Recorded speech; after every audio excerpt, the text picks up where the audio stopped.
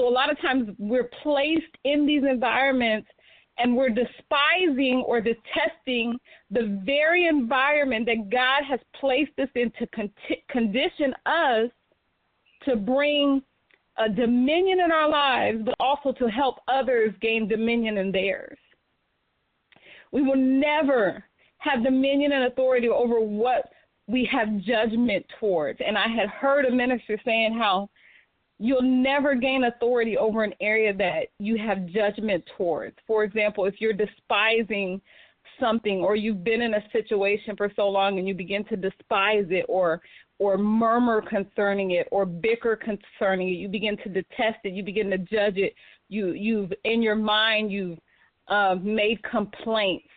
You will never have dominion and authority over those areas that you have judgment towards.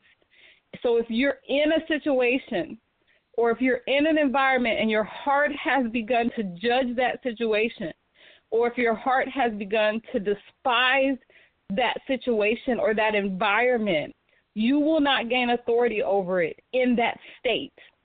And so what God does is he never wants to leave us in that place of despisement or judgment towards the area. He always wants to move us into a higher place. And that's why we're told to have the mind of Christ.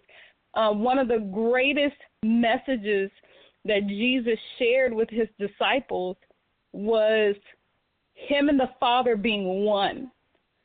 He said he doesn't do anything unless he sees the Father do it, or he doesn't do anything unless the Father had given him instruction to do it.